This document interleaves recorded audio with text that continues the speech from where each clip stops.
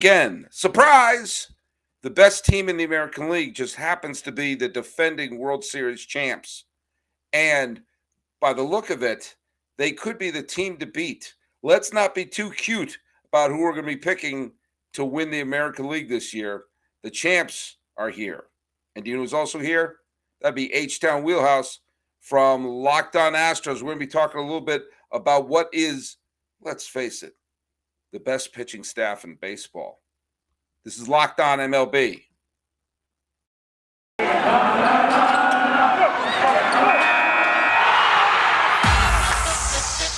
You are Locked On MLB. Your daily MLB podcast. Part of the Locked On Podcast Network. Your team every day. Hello, baseball fans, and welcome to a live stream of the Locked On MLB podcast. I already see we have our first listener in here. If you have anything you want to say, dump it in the chat. We'll talk about it right now. This is the podcast we talk about all of Major League Baseball all season long. We don't have an off season. We can't afford one. I am your host, Paul Francis Sullivan. Please check me out right there. My lower third tells you my name is Sully. You can follow this podcast at Locked On MLB Pods on both Twitter and on Instagram. I am at my personal account is Sully Baseball on Twitter, Sully Baseball Podcast on Instagram. I am an Emmy-nominated television producer. Yes, I am. I've been a comedian, a writer. Sometimes I've been an actor. Sometimes I've been a filmmaker. I've written for magazines, but I've been a baseball podcaster for the last decade. And for this is going to be soon the end of my fourth full season at the Locked On Podcast Network, if you call the COVID year a full season. Oh, but we're going to, because why not? Hey, let's start talking about the show here. By the way, thanks so much for making us your first listens. We're available on all your free podcasting catchers. And make your second listen be Locked On Astros, which is the daily and pretty popular podcast with lots of great guests, players, people involved in the organization. And, my buddy who's been on the show a bunch of times, and I wanted to bring him out. I'm trying to get all the teams that are going to be going to the postseason to have their hosts appear on the show before we get to October. And hey, I think it's a pretty safe. Oh, you're not Ryan Finkelstein. No, you're not. There you are. Sorry, wrong lower third.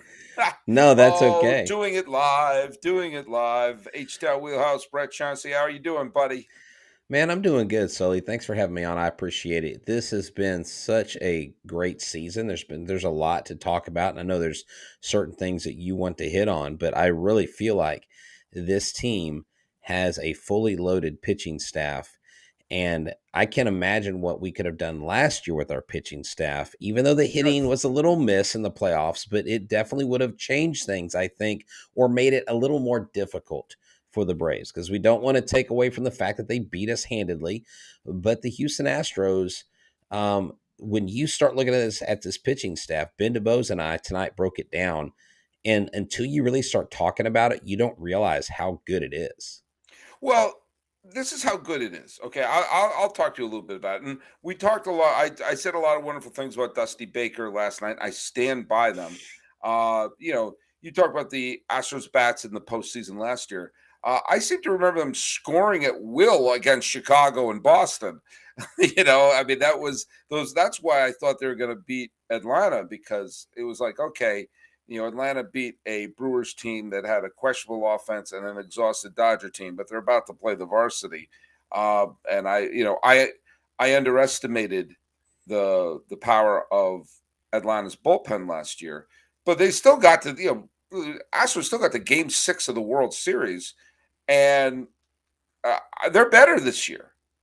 And if you had told me the Astros would be better after Carlos Correa left, I mean, if there's any discussion of Dusty Baker as manager of the year, it might be because of that.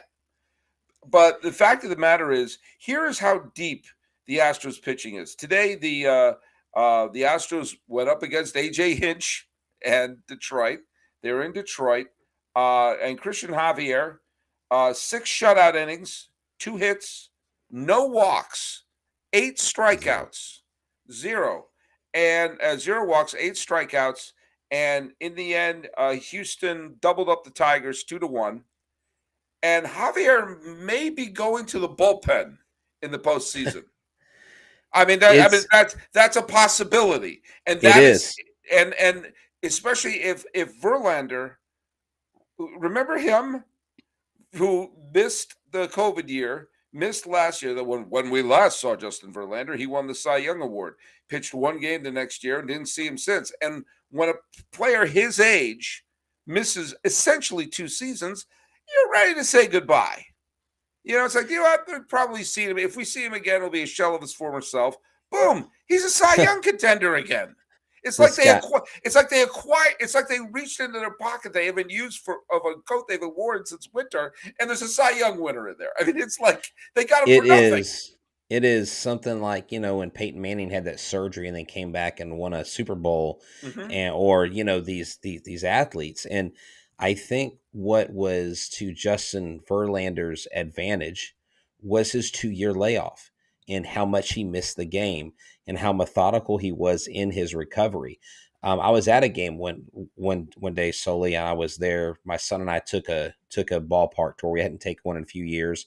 And Justin Verlander, it was an off day, and he was out doing his in between game workout.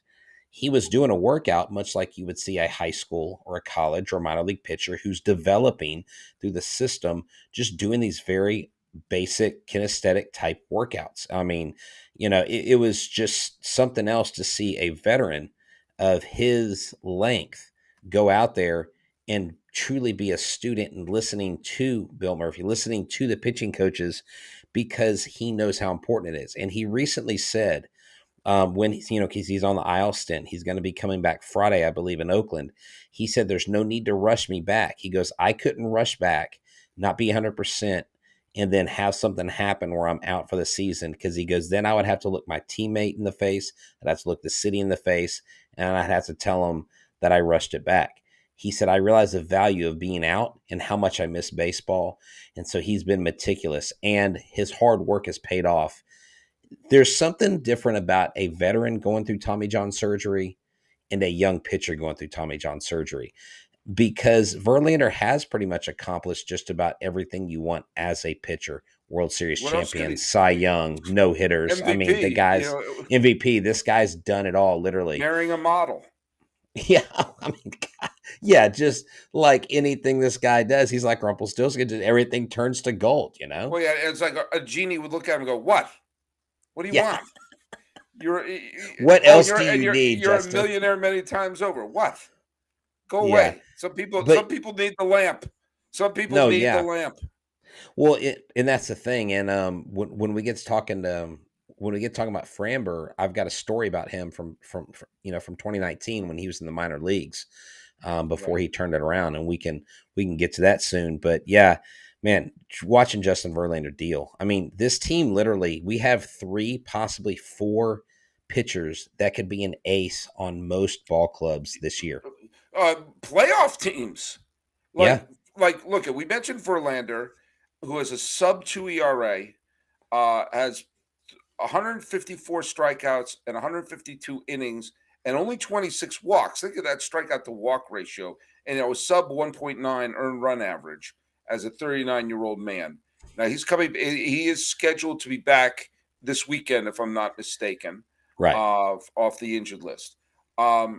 Luis Garcia, who people forget, has had a fine season. Basically, is your number 4.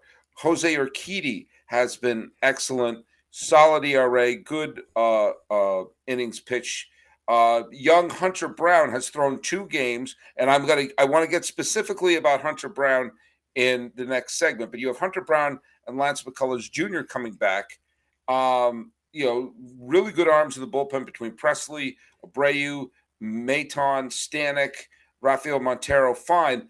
But Framber Valdez, in my very humble opinion, is creeping up in the Cy Young discussion, if for no other reason than he has terrific stats, has been, threw a complete game shutout just the other day, and is a rare pitcher that he's an innings eater who's putting up all-star numbers. So when you put Valdez out there, you're not taxing the bullpen. You're not pulling a Blake Snell and bringing in the bullpen in the sixth inning, even if he's throwing a masterpiece. You can push Valdez, which you sometimes need to do with some of these pitchers in the postseason. That solid starts means the bullpen's sharp. The bullpen being sharp means you don't have to wear out the pitchers. Yin yang, let's go. Yes, Framber Valdez, I believe 2 weeks ago I called and I started talking about him being a Cy Young candidate. And I know Dylan Cease has done phenomenal things. I know there's other pitchers outside of Verlander that have been phenomenal. But 25 of his 27 starts have been quality starts. He just tied Jacob deGrom with 24 consecutive in a single season. He's got the most of any left-handed pitcher all time. So he's got that record. He's now, his next start, he will try to break Jacob deGrom's record. He's calm, cool, and collect. And I go back to 2019 when he had got sent down. My son and I was awarded my first interviews with 3 players in the Astros organization when they were at Round Rock. It was Josh Rojas, who got traded in the Zach Greinke trade, Colin McKee, and Brandon Bielak, who was up and down with the Astros these last couple seasons. And Framber Valdez was pitching. Carlos Correa was finishing up an IL stint down there. It was his last game, and Framber had just been sent back down because he was walking a lot of people. My son was 9 at the time. We're in the press box. We're watching the game, and Framber Valdez is sweating bullets. He had walked 6 or 7 batters, given up 3 or 4 hits, given up several runs. And my son looks at me and goes, what's wrong with Framber? He knew his name. And I said, what do you mean? He goes, he doesn't look comfortable. This is a 9-year-old observing a grown man in a professional game saying he doesn't look comfortable. I said, I don't know. You're right. He looks very unsettled. 2020 comes around. He meets with a psychologist who helped him in his focus in the mental aspect of the game. And ever since then, Framber Valdez has become literally the ace of this ball club. I love Justin Verlander. I'm not saying he's not the ace. He is your grandpapa because of his veteranship. Right. But we don't know if Verlander's coming back next year. And if he's not coming back, you mean to tell me that Framber Valdez is my number 1? Yeah. I'm okay with that. Framber Valdez is my number 1. Hey, look, I'm going to tell you something right here and now. It was a long shot at the beginning of the year that Framber Valdez was going to be even a Cy Young contender. But, do you know what? I'd put some money down. I mean, it may not be the odds-on favorite, but I'd put some money down. I'd put a bet that Valdez could be a Cy Young Award winner. And if you're going to make any bets, go to BetOnline. It's the number 1 source for all your pro and college football betting needs and sports info this season. Find all the latest football league developments, game matchups, news, and podcasts, including this year's opening week games, which already happened, right? So yes, it did.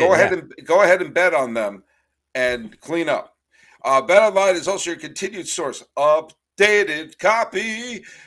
BetOnline is your continued source for all your sports wagering information, including live betting, esports, and scores. The fastest and easiest way to check on all your favorite sports and events, including Major League Baseball, MMA, boxing, even golf. Head to the website today. Use your mobile device to learn more about the trends in action. BetOnline. It's where the game starts. I hope people weren't under the illusions that I don't read those. Hey, I have something I want to throw out here.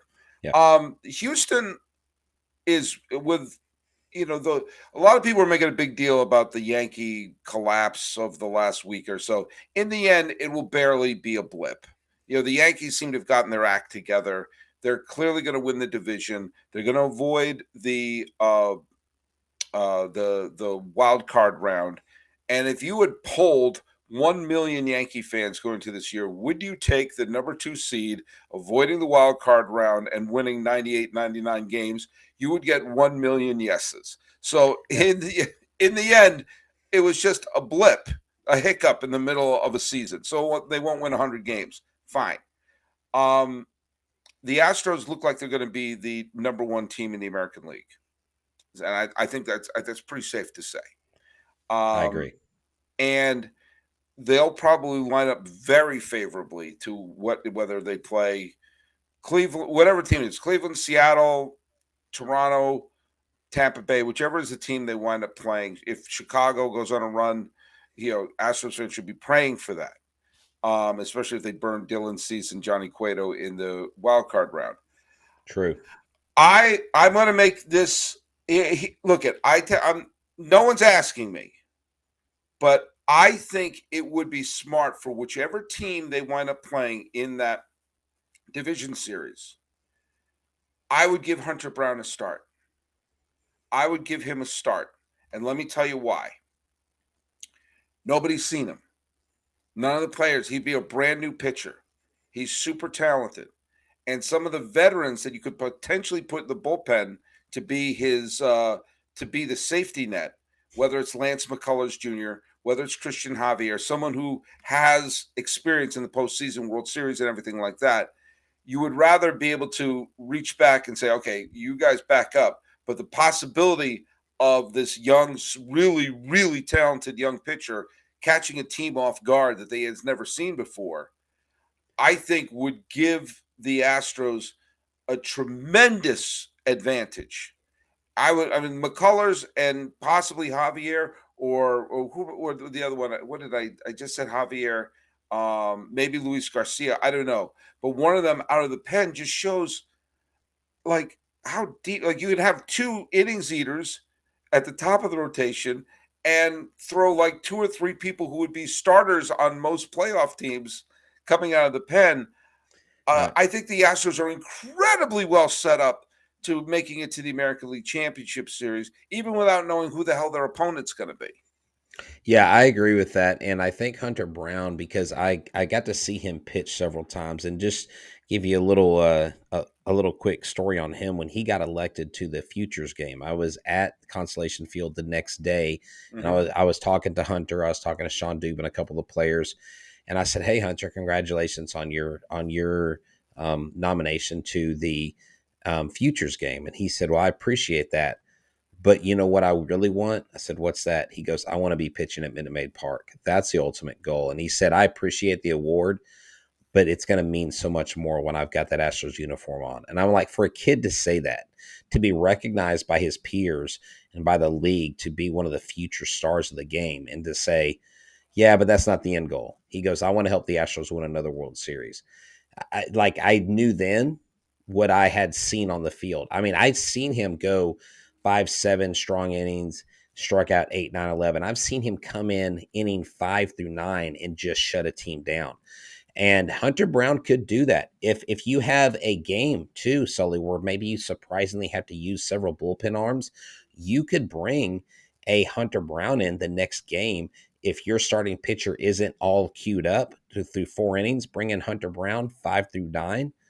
That would not be a bad thing, because when you watch his pitching action, when you watch the velocity on his pitches, he has a lot of similarities to Jacob deGrom and Right. Kevin Brown on his slider, his movement, the way the ball tails, even his fastball. I'm like, wait, how did his fastball end up there? And he was dotting up the strike zone against the Tigers. I know it's the Tigers, but I mean, Still Javi Baez was frozen. I mean, he was hitting the upper outside part of the plate with precision. And nobody works harder than this kid. And I don't know if you've seen Pitching Ninja and everybody's comparison with him next to JV. You can't tell a difference. You cannot tell a difference in their pitching motion. It's absolutely astounding. It's fantastic, and I think it would be a huge advantage if they could put him in a series with a team that he's facing has never seen him before, and and get him off guard, knowing that you have McCullers Jr. or Javier as your safety net. When you can mix and Makes match sense. like this, I mean, I just think that, especially the division series, once you get that second win and you get the other team on their heels. I mean, if you win the first 2, it's like what happened with Chicago last year. I mean, Chicago was not a bad team last year. It was just a horrible matchup for them. It was the worst potential opponent for them. If they had played Tampa or Boston or New York or some of the other, Yeah, they probably would have done different. Yeah. They would have, they did wind up winning one game, and I give them credit that they won the one game at in Chicago, but everyone knew it was a fait accompli after the first couple of games. And if you just get a team down 0-2 in the division series, with very few exceptions, they just know that they're going to be floundering. And if you put a team that's floundering and a little desperate, and you throw a super talented pitcher that they've never seen before, That's then true. yeah. Because it looks like right now, if things were to end right now, and I think this may be from yesterday, so this may be a little dated, or it may have changed. It looks like Cleveland and Tampa would play each other. The winner of that would play the Yankees. Then Seattle, Toronto would play each other. Mhm. The winner of that would play the Astros. And even with the familiarity that the Mariners have with the Astros, they still haven't faced Hunter Brown. And so That's right. that does work in the Astros' advantage. So, Sully, let's say they do that. Let's say they throw a wild card out there and they throw Hunter Mhm. Brown. Right. Then you also have another pitcher that you may not have to use as a starter in the ALCS. And then Right. you could transition Hunter Brown into say, look, kid, you got the confidence, you got the moxie. We're going to put you in the pen, not necessarily a high leverage situation, but we're going to put you in to hold things down the way you did in that first playoff game. That Right. doesn't seem like a bad strategy. But here's the thing, they have so many options, Sully. They could literally interchange the parts almost at will, because the bullpen, who was kind of not sputtering, they were struggling a little bit here and there, started to come back into form. Montero has been crushing it in that closer role, Yeah. while Presley was on the IL stint. Ryan Stanek has been, friend of the show. He has been throwing He's smoke been all year, unbelievable. Stanek and has been fantastic. he got screwed in the All-Star vote. He should have absolutely been an All-Star, because Absolutely. like No doubt about it. 16 of his first 17 appearances were high leverage situations, and he didn't give up a run in any of them. So it's just like, wow, like For those this of you who don't know, staff. those of you who haven't been following Ryan Stanek, and it's sometimes been hard for a pitcher who isn't a starter, who isn't a closer, to get the sexy appeal. He has struck out 53 batters in 47 and a third innings. Okay. His ERA is 1.14, which means he's let up 6 runs all year. He's walked 29 batters. He is as reliable as you could be. He doesn't throw many innings out of the pen. He averages less than an inning per appearance. But when you consider, just think about what you just rattled off. Let's just be under the assumption that Verlander will be pitching in the postseason. Valdez, and we mentioned Hunter Brown, Urquidy, Garcia, Javier, Presley, Stanek, Montero, Phil Maton, Brian Abreu. We haven't even gotten to Lance McCullers Jr. or Will Smith or Hector Neris. I mean, we're right now 12 or 13 major league pitchers who, not like there's, oh God, this is your mop up man, Right. like that you would feel comfortable putting in a big game situation. That is why.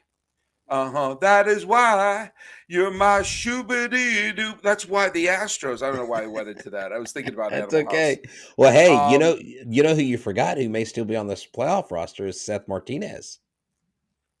look, I so you're mean, potentially 14. That means you can use a couple, maybe you use a pitcher or two on the division series roster and remove them and put someone else who will be completely yeah, fresh for the ALCS. I mean, or heaven forbid, if there's an injury to one of the people, you have someone that you could plunk in who's not like, oh God, this guy was at Round Rock. He's made one inning appearance, or one of those situations he's making his major league debut in the postseason. No, you can get a legitimate major league arm. I mean, and look at right. a Let team me like Cleveland or Seattle could potentially pull a Washington or pull an Atlanta right. and pull an upset off. But I don't see any team in the American League have this type of pitching staff and this type of versatility in the pitching staff. And wouldn't it be great if Dusty finally wins his ring and he Yeah. has so many options out of the bullpen, out of the rotation, that nobody can criticize his pitching management, because every pitcher he's putting in is a quality major league pitcher. Exactly. And I do want to sit on Brian Abreu a little bit, because this is a kid that has been all the buzz. And even when Strom left, we knew that he was kind of his guy. Brian Abreu was his guy. And His biggest problem was harnessing his spin rate. He has one of the highest spin rates in the league. Mm-hmm. Last year, Sully, in 36 innings pitched, he had 18 walks. This year, in 53 innings pitched, he only has 22 walks. He has 75 strikeouts to 22 walks. Last year, he had 36 strikeouts to 18 walks. This guy has not given up an earned run since September 14th. Actually, he gave up his first run, which is actually today we're talking, but literally it's been almost a month since he's given up an earned run. Brian Abreu is special. We have Brian Abreu, Montero, and Neris who can all interchange into that closing role. Mm-hmm. And Presley just continues to come back from random aisle stint to random aisle stint to come back and just do his thing. And people will always say, well, Presley makes me nervous. And I'm like, why does he make you nervous? He's excellent. And it's because he doesn't throw the 100-mile-an-hour, 103-mile-an-hour fastball, but he has that breaking ball. He has the off-speed stuff. He has the sweeping motion of the baseball going across the plate. I always used to go, well, does he fall off the plate too much? No, he just generates the heck out of that spin, and the path of the baseball fools the batter every time. And I mean, God, I love this pitching staff. It has been so much fun to watch. And we haven't even talked about Trey Mancini. We haven't even talked about the Kyle offense Tucker, or any of the Kyle Tucker, Jordan Alvarez. Yeah, oh man. Well, but we know the Astros can score runs. It's the fact that their pitching staff is so deep is what I think it's gonna make the difference. I agree. Altuve, just be prepared. People are going to boo him. You can't, as I said, you can't scream at the tides. They're going to boo the laundry. We know that's going to happen. I rooted for the Astros in last year's World Series, even though Astros Twitter hates me. I rooted for the Astros because of Dusty Baker, who I talked about at length yesterday, and because of Greinke. And Baker and Greinke were two of my favorite figures in all of baseball. And I wanted them to get their ring. So that's why. And I have no ill will against the Braves. I just don't care. Actually, what I wanted was a 7-game series in Game 7 to go 15 innings. That's what I wanted. We didn't get that. We didn't get that. But hey, Altuve is the nominee of the Roberto Clemente Award. That's right. And this is being dropped. It's Roberto Clemente Day. It's on the 15th, so I guess the video is being dropped on the evening of the 14th. But it's Thursday is Roberto Clemente Day, and as I mentioned when the Mets honored Willie Mays about 2 weeks ago, I always err on the side of celebrating our greats, and Roberto Clemente is one of the great figures in baseball history, not just because he was a phenomenal player. He was considered to be the greatest defensive right fielder of all time and won multiple batting titles in an absolute pitcher's era. He also played 14 World Series games in his career and got a hit in all 14 of them. Wow. And it's impressive. Was the World Series MVP, was the MVP of the league, World Series MVP in 71, which he basically, look at a couple of strange things about Clemente's career. If free agency existed then, he probably would have left Pittsburgh. He was very frustrated that he didn't get the press that the players from New York and Los Angeles got, and that for years he was kind of an anonymous superstar playing in obscurity in Pittsburgh, and of course, he was also playing in an era where the fact that he was dark-skinned, he went through all the issues of that African-American players got through. But as a Puerto Rican-American, he also had the language barrier and the culture barrier. Right. And had to fight things which at the time were considered normal from the press. Like they insisted on calling him Bobby. His baseball card in the early days said Bob Clemente.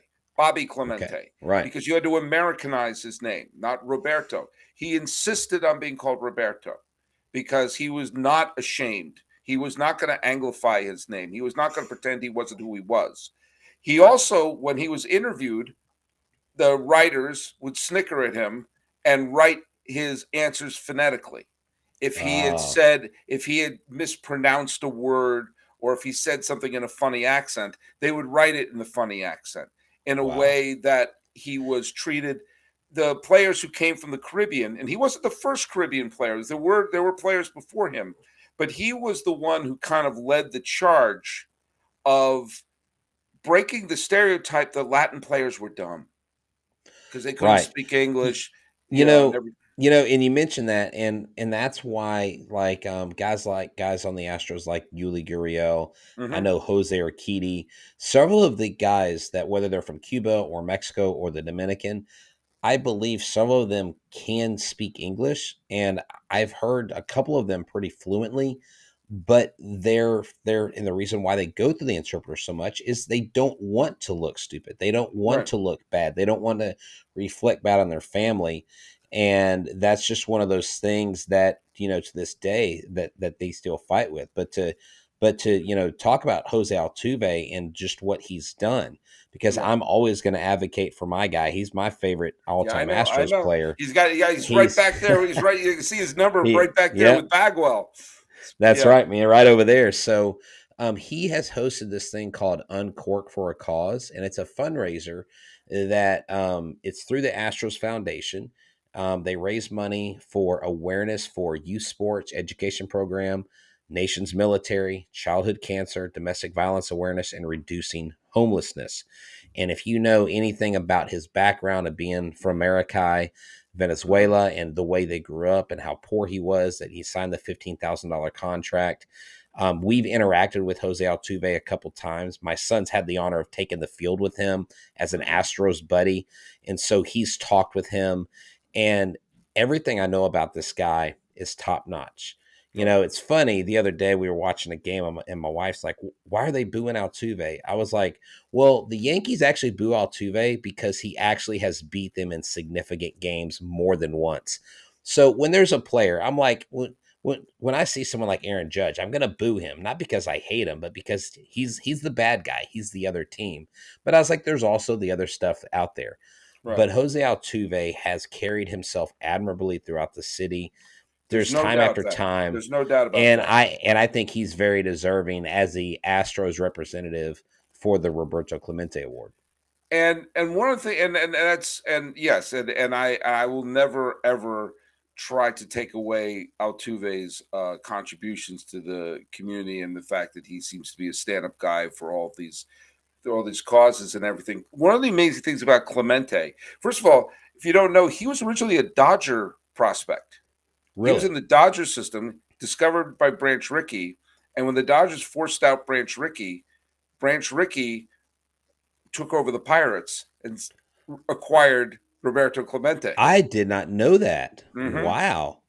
And the Dodgers tried to Wow. hide him in their system, but in the Rule 5 draft, Branch Rickey says, "I know this guy, get him." So the man responsible for bringing Jackie Robinson to the league was also responsible for bringing Roberto Clemente to the league. Um, Wow. there are many great things. I mean, Clemente was also basically training to be the manager. He would Hmm. manage in the off season in the Caribbean League. One of the managers that he managed against in the off season was Frank Robinson, who also Wow. would manage in the Caribbean League. Clemente's baseball intelligence was through the roof, and everyone around, he was the star of the team. It took a long time for the press to realize, hey, the dark-skinned fellow who can't speak English, he's the leader. Wow. He's the Yeah. leader of that team. And I think a lot of people's eyes popped open when he dominated the 71 postseason. In the book I'm about to recommend, apparently there were some national writers that said, have we been missing this guy? And some of the Pittsburgh writers have like, yeah, we've been seeing him this whole time. You've been missing him. He's been this good for a decade. Wow. And he was very competitive, very proud player, but he also was someone who put his money where his mouth is, creating the academies of baseball academies in Puerto Rico. He was the absolute idol for. I mean, he was a great player. He was impossibly handsome. He dominated the field when he was there, and for the Caribbean culture and people from Latin America and from Mexico and everyone who looked up and saw there was a Spanish-speaking superstar who spoke Spanish when he accepted the World Series MVP, Wow. that this was their guy. And it carried over a little bit tragically. He would play baseball year round. He would play in the Caribbean League where he was the god. He would be the player manager. He played Right. briefly in a league in Nicaragua and got to be very, very close to the people of Nicaragua. He was from Puerto Rico. And Right. there was a horrible earthquake that took place in December of 1972. And Clemente had just gotten his 3,000th hit, was probably going to play one more season, and probably eventually would have become the manager of the Pirates. Eventually. And he got word that supplies were being stolen from rescue supplies. And so he got on New Year's Day or New Year's Eve, when he could have been partying, he could have just written a check and handed it off. He got on the effing plane. Wow. Because he knew that when they arrived and they saw Clemente was there, no one would F with him. And the supplies would get to the right places. But of course, the plane was overloaded and it crashed in the Caribbean Sea. And, you know, if you read about his funeral, all of his teammates were at the memorial with one exception, Manny Sanguin, because Manny Sanguin did not accept that Clemente was gone. And he was on a boat looking for him, looking for a remains. He said, no, he's not gone. We'll find him. He's out there. And the ripple effect of his life has gone on all these many years. It's no accident that the Roberto Clemente Award is named after him, of someone who's not just a great player, but a man of great integrity. And of course, he's been, you know, the martyrdom for him has improved his legend. But he is a fascinating figure and someone we should always celebrate. Yeah, for real. There's a great book I'm going to show you here. I have it on my Kindle and also on my Audible. If you see the cover right there, I'm giving it the plug. This person has no idea. I've never met this person, but David Moranis wrote a book called Clemente. It is the definitive biography of the passion and grace of baseball's last hero. I have it both on Kindle and on audiobook. If you get to the end of that book and you're not in tears, then we're going to pull the Blade Runner test to see if you're a replicant robot, because that's the only reason you wouldn't be crying. Blade Runner. That's right. Oh, man. I dropped a I Blade love Runner it. reference You on your did. lap.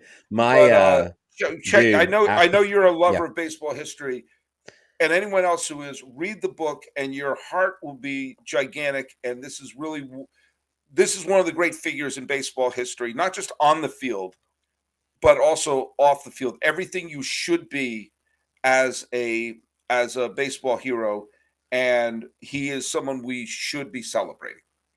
No, yeah, definitely. And I mean, super appropriate. And you love to see when players in the modern game get celebrated and when they get nominated for this award, because we live in a day and a time where it's about the bat flip, it's about the showboaty, it's about me. It's And there's a about place for that. branding. There's a place for that. And there's a place for that. But it's great for young athletes or even non-baseball people. I mean, to me, that's what draws the casual fan too, is, oh, you got players that are advocates for various groups, various communities, for various causes. Right. And it opens up the umbrella, because if you're just an audience of one, or you're just a monolithic audience, then you can't grow the game that way. The way you grow the game is by reaching out, and your umbrella being far reaching. And that's how I've always been, because I was a youth pastor for almost 20 years. I've been a teacher for almost 15 years.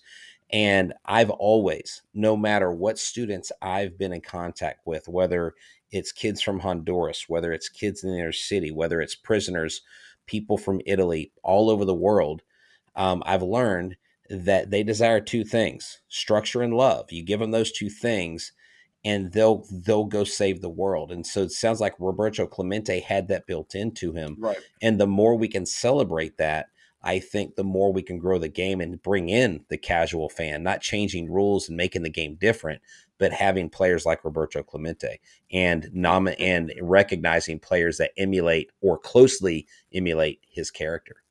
And as you know, I'm a special education teacher, and I work with kids on the autism spectrum.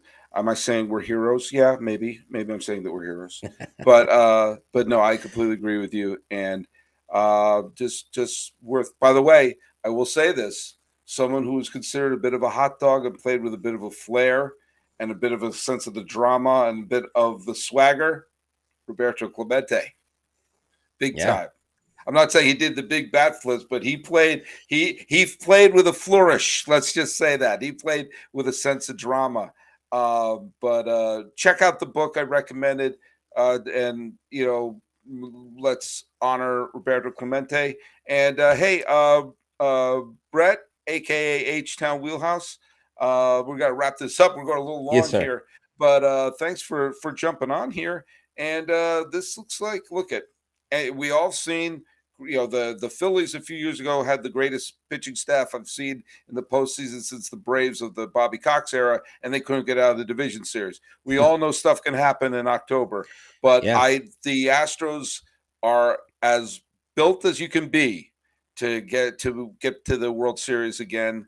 And thanks for coming on. Tell people where they can listen to your extraordinarily influential show. Thank you. Myself and Eric Heisman co-host the show. We're both teachers by day. We do this by night, 5 days a week on YouTube, on Apple, Google, Spotify. You can find us on Instagram. You can even find us on TikTok now. We're trying to we're trying to keep it lit, as the kids would say. But yeah, we've got the boomer vibe going, but I think we're pretty hip and now. So y'all check us out if you catch us live, which almost every show is live now. Interact with us, ask questions. We'll throw your questions up there. We'll send you a shout out. And just thank you so much for listening to the Locked On Network. I mean, we got guys like Paul Francis Sullivan, who totally proved to us why he is the encyclopedia of baseball, just throwing out random pieces of knowledge that I would not know unless I talked to my Blade pal Runner Sully. references. And Blade Runner references. Which reminded me of a bowling team I was on in the 4th grade. We were the Blade Runners, and we beat the Road Warriors in the title game. So there you go. How great was 1982? E.T. Okay. E.T., Wrath of Khan, Road Warrior, The Thing, Poltergeist. Just off the top of my head. Doesn't get any better. This is not Locked On 82 summer. Tron came out then. Let's do it. Let's do an 80s podcast sometime. Let's do Locked On 1982 summer movies. Hey, Daniel Martin Benavides Salazar says, "Let's go Astros." You're a little late to the party. We got to wrap this up. I'm Paul Francis Sullivan. Please call me Sully. Is that the wrap up?